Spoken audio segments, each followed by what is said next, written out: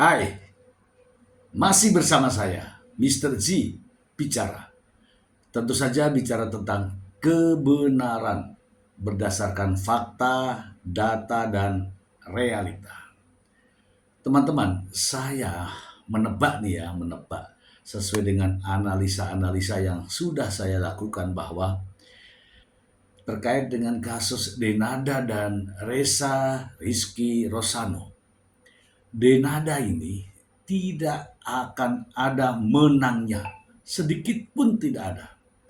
Mengapa? Karena begitu banyak kelalaian yang Denada lakukan sebagai seorang ibu kandung dari putra pertamanya, Reza Rizky Rosano. Dan saat ini, Reza Rizky Rosano telah mengajukan gugatan dengan permintaan yang pertama adalah pengakuan sebagai anak kandung. Dan jangan lupa, dalam gugatan itu ada namanya Bu Ratih yang merawat selama ini, membesarkan selama ini 24 tahun lamanya. Selain itu juga ada yang namanya Dino Rosano. Ya, ini omnya sendiri sebenarnya. Tetapi diperlakukan nampaknya seperti orang lain oleh Denada. Supaya tidak menjadi fitnah teman-temanku, saya akan bacakan berita informasi berikut ini.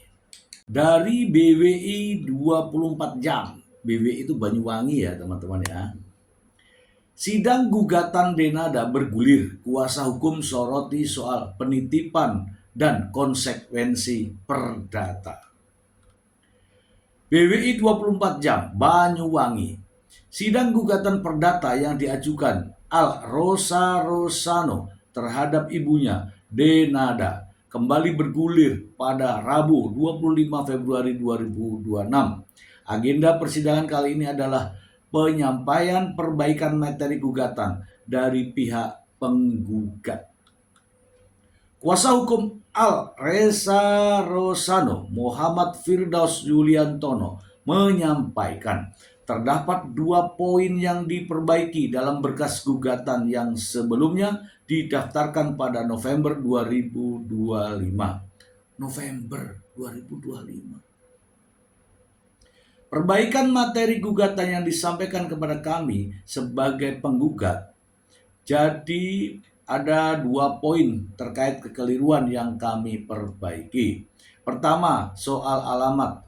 Gugatan kita ajukan November dan sidang pertama sekitar Januari. Ternyata penyampaian pemberitahuan panggilan alamatnya ada kekeliruan sehingga hari ini kita perbaiki. Selain itu, pihaknya juga menambahkan kuasa hukum dalam daftar tim yang mendampingi penggugat di persidangan. Yang kedua, adanya penambahan kuasa hukum dalam persidangan.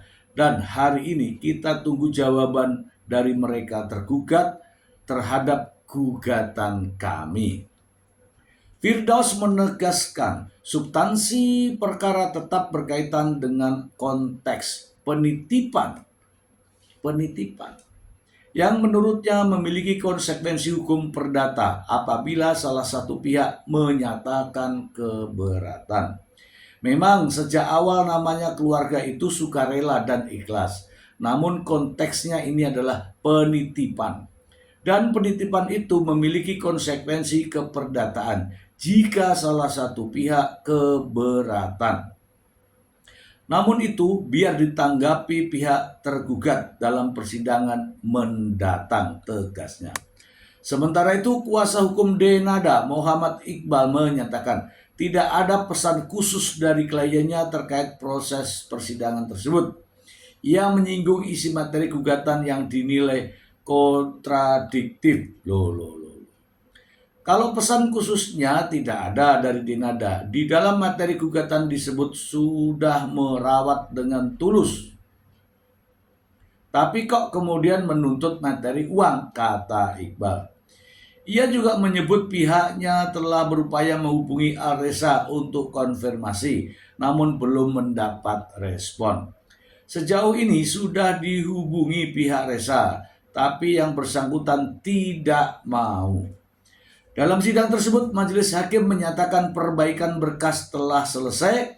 Untuk pihak tergugat diberikan 1 kali kesempatan penundaan sebelum menyampaikan jawaban resmi atas gugatan. Sidang lanjutan dijadwalkan pada Rabu 4 Maret 2026 dengan agenda jawaban tergugat.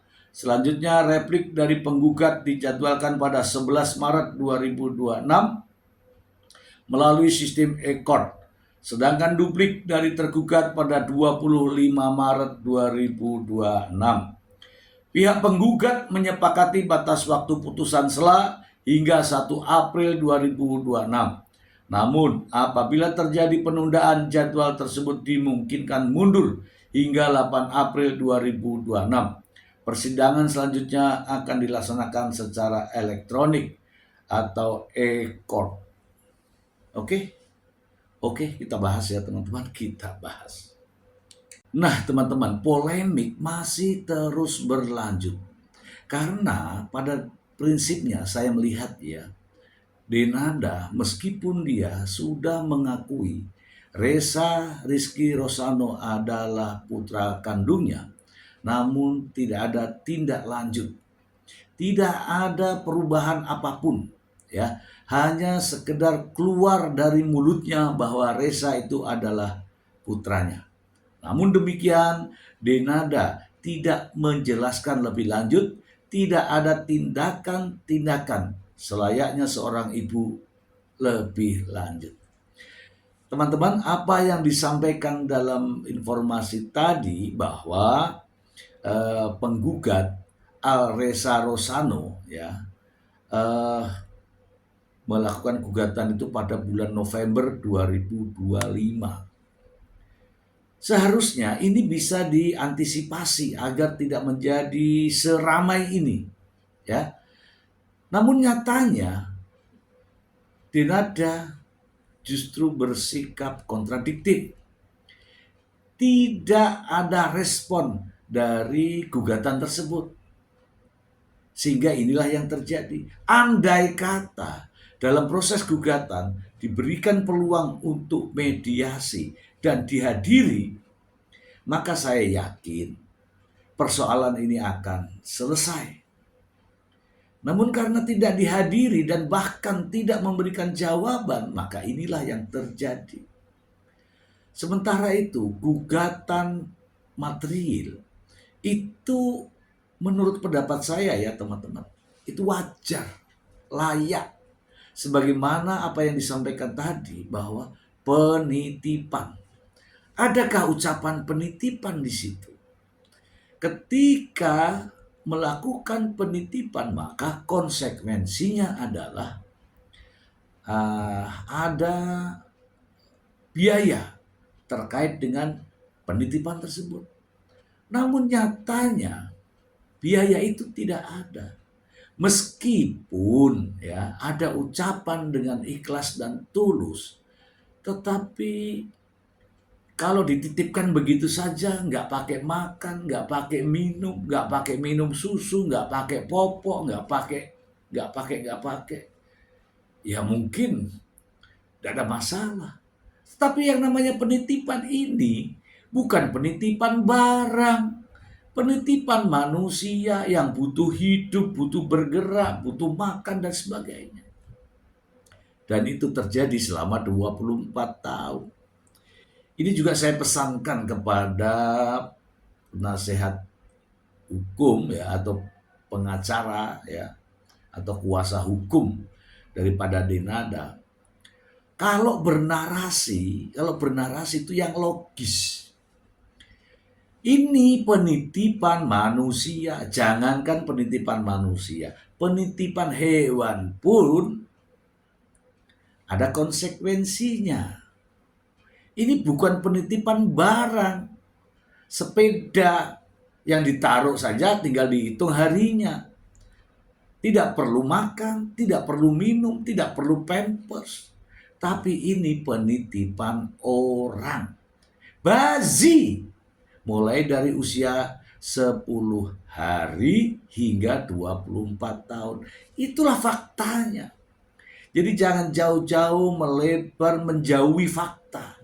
Kalau mau bertahan dengan penitipan, kemudian ikhlas dan tulus, kemudian gratis, free, ya cobalah Anda sendiri. Gitu loh, ya. Bercerminlah kepada Anda sendiri. Ketika ada orang menitipkan anaknya ke Anda, apakah free? Tentu saja tidak.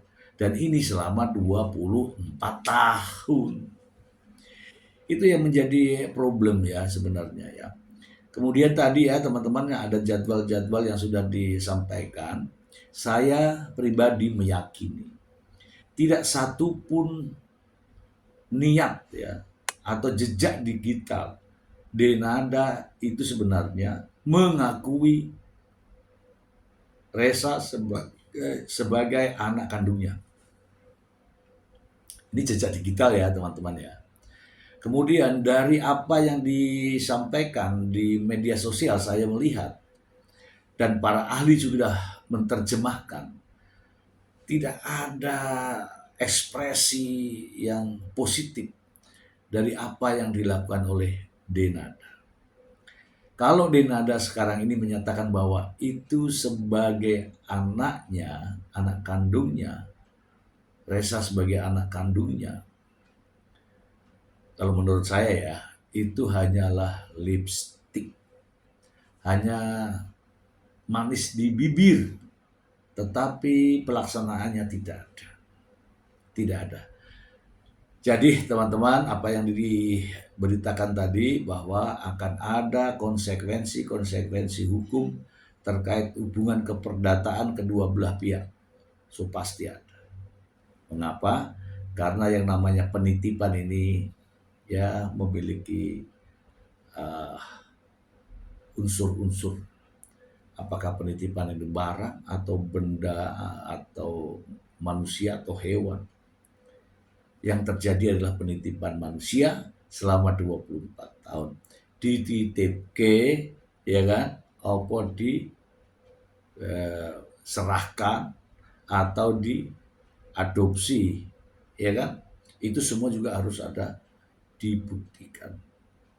Itu saja ya teman-teman, semoga permasalahan ini cepat selesai dan tidak ada lagi sengketa ya kan antara anak dan ibunya. Sebenarnya saya malu ini, tapi menyentuh hati Denada itu tidak semudah menyentuh nih ya, menyentuh tangan saya ini ya. Dengan informasi-informasi seperti ini ya, harapan saya ya sadar gitu, tapi nyatanya nggak tahu ya mau dengan cara apa. Ini sebenarnya peringatan dari Yang Maha Kuasa melalui kita-kita para netizen, para emak-emak. Tapi nampaknya tidak kena di hati. Gitu ya kawan-kawan. Itu aja, terima kasih. Bye.